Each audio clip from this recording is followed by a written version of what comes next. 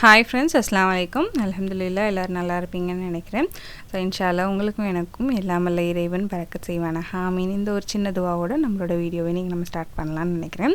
So நம்மளோட last வீடியோவில் நான் வந்து எப்படி ஃப்ரிட்ஜ் டீப் க்ளீன் பண்ணுவேன் அப்படிங்கிறத ஒரு சின்ன வ்ளாகாக போஸ்ட் பண்ணியிருந்தேன் இல்லையா. ஸோ அது கூடவே நான் வந்து என்ன மாதிரியான டிப்ஸ் எல்லாம் யூஸ் பண்ணி ஆர்கனைஸ் பண்ணுவேன்னு சொல்கிறேன் அப்படிங்கிறத நெக்ஸ்ட் வீடியோவில் சொல்கிறேன் அப்படிங்கிறதையும் நான் லாஸ்ட் வீடியோவில் சொல்லியிருந்தேன். ஸோ இன்றைக்கான வீடியோ அதுதான். நான் என்ன மாதிரியான டிப்ஸ் எல்லாம் ஃபாலோ பண்ணேன் அப்படிங்கிறது தான் இன்றைக்கி ஒரு வீடியோவை நான் உங்களுக்கு போஸ்ட் பண்ணியிருக்கேன். லாஸ்ட் வீடியோக்கான லிங்க் வந்துட்டு நான் டிஸ்கிரிப்ஷன்லேயும் ஐ பட்டன்லேயும் உங்களுக்கு கொடுக்குறேன். நீங்கள் இன்னும் பார்க்கல அப்படின்னா கண்டிப்பாக செக் பண்ணி பார்த்துக்கோங்க. ஸோ இதில் சூப்பரான 10 டிப்ஸ் வந்து நான் வந்து உங்களுக்காக சொல்லியிருக்கேன். கண்டிப்பாக எல்லோரும் ஃபுல்லாக வீடியோ ஸ்கிப் பண்ணாமல் பாருங்கள். பிடிச்சது அப்படின்னா கண்டிப்பாக லைக் பண்ணிக்கோங்க. எனக்கான ஒரே மோட்டிவேஷன் உங்களோட சப்ஸ்கிரிப்ஷன் தான். ஸோ நீங்கள் இது வரைக்கும் என்னுடைய சேனலுக்கு சப்ஸ்கிரைப் பண்ணல அப்படின்னா, புது வியூவராக இருந்தீங்க அப்படின்னா கண்டிப்பாக என்னுடைய சேனலுக்கு சப்ஸ்கிரைப் பண்ணிக்கோங்க. என்னோடய வீடியோஸ் எல்லாம் வந்து உங்களுக்கு நோட்டிஃபிகேஷன் வரணும் அப்படின்னா கண்டிப்பாக அந்த பெல் ஐக்கானை ப்ரெஸ் பண்ணி அது கூட ஆல்ங்கிற ஆப்ஷனையும் செலக்ட் பண்ணிக்கோங்க. ஸோ இப்போ வாங்க வீடியோக்குள்ளே போகலாம். ஸோ நம்மளோட ஃபர்ஸ்ட் ஸ்டெப் என்னென்னு பார்த்தீங்கன்னா, ஃப்ரிட்ஜ் வந்து எப்போவுமே க்ளீன் பண்ணும்போது கீழே இருந்து க்ளீன் பண்ண ஸ்டார்ட் பண்ணுங்கள். ஃபர்ஸ்ட் ரெஃப்ரிஜரேட்டர் கம்பார்ட்மெண்ட் க்ளீன் பண்ணிவிட்டு அதுக்கப்புறமா ஃப்ரீசர் கம்பார்ட்மெண்ட் வந்து க்ளீன் பண்ணிக்கோங்க. ஏன்னா நம்ம ஃப்ரிட்ஜ் ஆஃப் பண்ண உடனே வந்து ஃப்ரீசரில் வந்து கூலிங் போயிடாது இல்லையா. அதனால் நம்ம ஃப்ரிட்ஜை வந்துட்டு கீழே க்ளீன் பண்ணி முடிக்கிற வரைக்கும் ஃப்ரீசரில் உள்ள ஐட்டம்ஸ் வந்து கொஞ்சம் நேரம் அந்த கூலிங்கில் வந்து இருக்கும். முக்கியமாக வந்து நான்வெஜ் ஐட்டம்ஸ் முடிஞ்ச அளவுக்கு நான்வெஜ் எதுவும் இல்லாதப்ப டீப் க்ளீன் பண்ணுறது வந்து பெட்டராக இருக்கும்.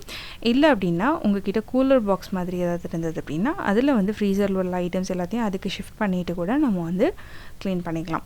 ஸோ அடுத்த டிப் என்ன அப்படின்னா, ஃப்ரிட்ஜுக்கு வந்துட்டு லைனர்ஸ் எப்போவுமே வாங்கும்போது லைட் கலராகவோ இல்லைனா டிரான்ஸ்பரண்ட்டாக இருக்கிற மாதிரி லைனர்ஸ் வந்து வாங்கிக்கோங்க. ஏன்னா ஃப்ரிட்ஜுக்குள்ளே வந்து ஆல்ரெடி நம்ம திங்ஸ் எல்லாம் வச்சுருப்போம். அது கூட வந்து லைனர்ஸும் வந்து டார்க் கலராக போடும்போது அவ்வளோ வந்து ஃப்ரிட்ஜுக்குள்ளே வெளிச்சம் இல்லாமல் ரொம்ப ஒரு மாதிரி இருட்டாக இருக்க மாதிரி இருக்கும்.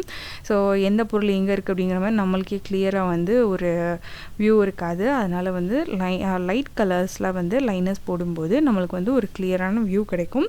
ஃப்ரிட்ஜ் வந்து ரொம்ப இருட்டாக இருக்க மாதிரி டார்க்காக ரொம்ப பேக்டாக இருக்க மாதிரி நம்மளுக்கு வந்து தெரியாது. அடுத்து ஃப்ரிட்ஜ் உள்ளே வந்துட்டு திங்ஸ் எல்லாத்தையும் வெளியே ரிமூவ் பண்ணிட்டு தான் நம்ம வந்து டீப் க்ளீன் பண்ணுவோம் இல்லையா. ஸோ அந்த மாதிரி வெளியில் வச்சு நம்ம எடுத்து வைக்கிறதுக்கு முன்னாடி வெளியிலே தனித்தனியாக பிரித்து அரேஞ்ச் பண்ணிவிட்டு அதுக்கப்புறம் உள்ளே எடுத்து வச்சுக்கோங்க. இந்த மாதிரி செய்யும்போது நம்மளுக்கு வந்து டைம், எனர்ஜி எல்லாமே வந்து கொஞ்சம் சேவ் பண்ணலாம். அது கூடவே எந்த ஷெல்ஃபில் எந்த மாதிரியான ஐட்டம்ஸ் வைக்கணும், அதே மாதிரி என்ன இருக்குது என்ன இல்லை, இது எல்லாமே வந்து நம்மளுக்கு வந்து கிளியராக தெரிஞ்சிடும். நான் என்ன பண்ணுவேன் அப்படின்னா, இந்த மாதிரி செய்யும்போது அப்படியே வீட்டுக்கு தேவையான க்ராசரி லிஸ்ட்டையும் நான் வந்து சேர்த்து ரெடி பண்ணிடுவேன். என்ன மாதிரி திங்ஸ் எல்லாம் தேவை, எதில் பாதி இருக்குது யூஸ் பண்ணிவிட்டு பாதி எதில் இருக்குது, எதில் வந்து ஃபுல்லாக காலி ஆகிடுச்சு, இந்த மாதிரி எல்லாம் வந்துட்டு நான் வந்து ஒரு லிஸ்ட் வந்து ரெடி பண்ணி வச்சுக்குவேன். இது நம்மளுக்கு திங்ஸ் வாங்கும்போது அந்த மந்த்லி க்ராசரி ஐட்டம்ஸ் வாங்கும்போது நம்மளுக்கு இந்த லிஸ்ட் வந்து ரொம்ப ஹெல்ப்ஃபுல்லாக இருக்கும். நம்ம அந்த நேரத்தில் எடுத்து பார்த்துட்டு இருக்கணும் அப்படிங்கிற மாதிரி தேவை வந்து இருக்காது. ஸோ நம்ம வந்து ஃபுட் ஐட்டம்ஸும் வந்து வேஸ்ட் ஆகாமல், அதிகமாக வேஸ்ட் ஆகாமல் நம்ம வந்து பார்த்துக்கலாம். ஸோ கண்டிப்பாக இந்த டிப்பையும் நல்லா ட்ரை பண்ணி பாருங்கள். அடுத்த 4th டிப் என்னென்னு பார்த்தீங்கன்னா, இது வந்து ரொம்ப ஒரு முக்கியமான பாயிண்ட்டு. முக்கியமாக ஆர்கனைசர்ஸ் பற்றி. ஆர்கனைசர்ஸ் வந்து என்ன மாதிரியான ஆர்கனைசர்ஸ் தேவை அப்படின்னு தெரியாமலே நம்மள நிறைய பேர் வந்து ஆர்கனைசர்ஸ் வாங்கி சேர்த்துருப்போம். ஸோ நானும் வந்து அந்த மாதிரி ஆரம்பத்தில் வாங்கி சேர்த்த ஒரு ஆள் தான். ஸோ அதுக்கப்புறமா நான் தெரிஞ்சுக்கிட்டது என்ன அப்படின்னு பார்த்தீங்கன்னா, ஃபஸ்ட்டு அரேஞ்ச் பண்ணிவிட்டு அதுக்கப்புறம் நம்மளுக்கு தேவை அப்படின்னா ஆர்கனைசர்ஸ் வந்து வாங்கணும் அப்படிங்கிறது தான் நான் தெரிஞ்சுக்கிட்டேன். அதாவது நம்மக்கிட்ட ஆல்ரெடி இருக்கிற ஆர்கனைசர்ஸே வந்து நம்ம சில நேரங்களில் வந்து மறந்துடும்.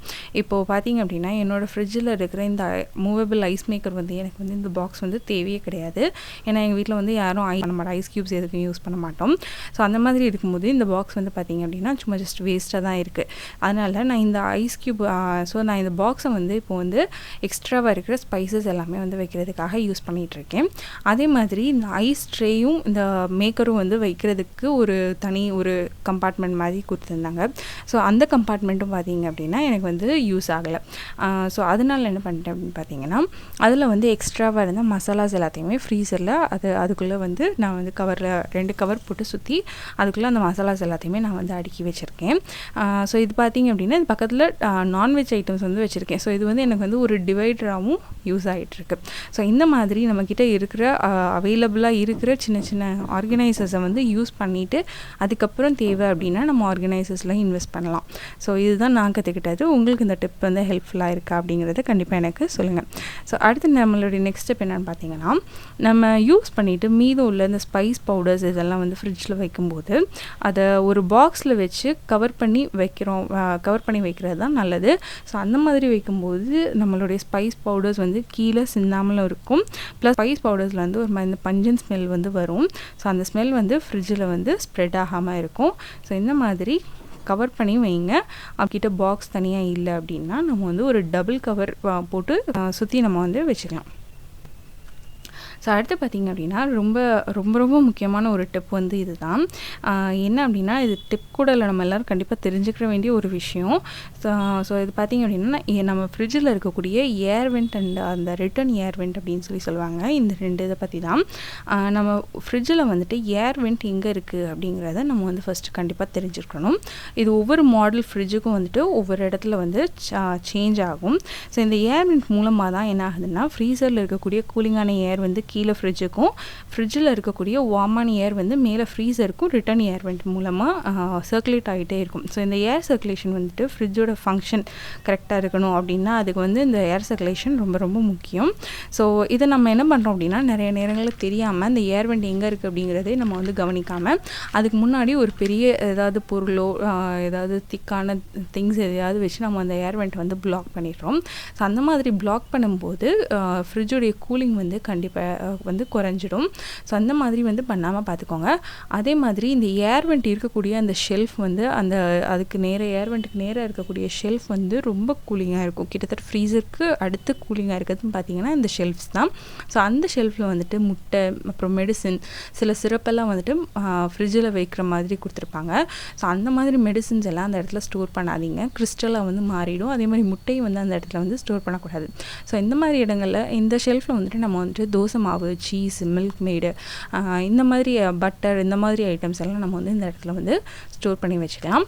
ஸோ ரெடிமேடாக உள்ள சில ஐட்டம்ஸில் வந்து அதிலே ஸ்டோரேஜ் இன்ஃபர்மேஷன் கொடுத்துருப்பாங்க. ஸோ அதையும் செக் பண்ணிவிட்டு நம்ம வந்து யூஸ் பண்ணிக்கலாம். அடுத்து முட்டையை வந்து எப்போவுமே ஃப்ரிட்ஜோட டோரில் வந்து ஸ்டோர் பண்ணாதீங்க.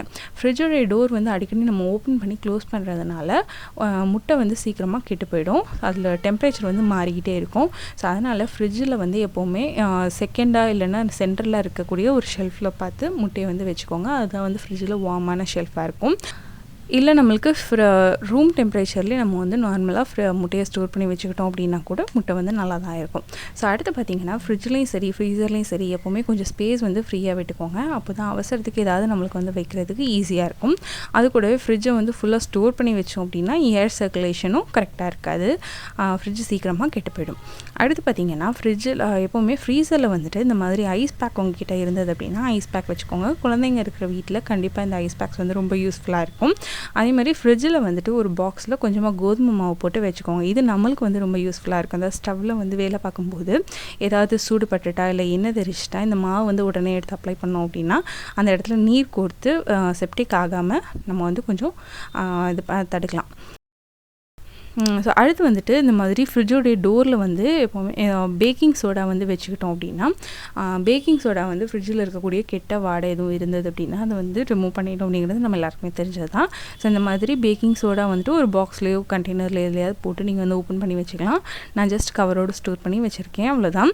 அப்புறம் பார்த்தீங்கன்னா ஃப்ரிட்ஜோடைய டோரில் வந்து எனக்கு வந்து ஹேண்டில் கிடையாது. இந்த மாதிரி தான் கொடுத்துருக்காங்க ஓப்பன் பண்ணுறதுக்கு. இதில் வந்து ஈரக்கை இதெல்லாம் நம்ம வச்சு சில நேரங்களில் ஓப்பன் பண்ணும்போது வேலை பார்த்துட்டு இருக்கும்போது அது அந்த கையுடைய அச்சு இதெல்லாம் அசிங்கமாக இருக்குல்ல, அதனால் நான் வந்து ஜஸ்ட் ஒரு டவல் வந்து வச்சுருக்கேன். அப்புறம் ஃப்ரிட்ஜுக்கு மேலே வந்து ரொம்ப ஹெவியான ஐட்டம்ஸ் எதுவுமே வந்து ஸ்டோர் பண்ணி வைக்காதீங்க. இந்த மாதிரி சின்ன டெக்கர் ஐட்டம்ஸ் மாதிரி வச்சோம் அப்படின்னா ஓகே. அப்புறம் ஃப்ரிட்ஜ் கவரில் வந்து சைடில் இருக்கிற ஆர்கனைசர்ஸும் நான் வந்து ரொம்ப ஃபுல்லாக பேக்டெல்லாம் வைக்கல, ஜஸ்ட் இந்த மாதிரி 2-3 ஐட்டம்ஸ் போட்டு வச்சுருக்கேன். அப்புறம் ஃப்ரிட்ஜுக்கு சைடில் பார்த்தீங்க அப்படின்னா மேக்னெட்ஸ் வந்து ரொம்ப ஈஸியாக வந்து ஃப்ரிட்ஜில் வந்து ஒட்டும் அப்படிங்கிறது நம்ம எல்லாருக்குமே தெரிஞ்சது தான். ஸோ அதனால் இது வந்து ஒரு ஹெவி டியூட்டி மேக்னெட் இது என்கிட்ட இருந்தது, இண்டஸ்ட்ரீஸில் யூஸ் பண்ணுற மாதிரி உள்ள மேக்னெட். ஸோ இந்த மேக்னெட்டை வந்து நான் சைடில் வச்சு இதில் நைஃப் எல்லாம் வந்து ஸ்டிக் பண்ணி வச்சுருக்கேன்.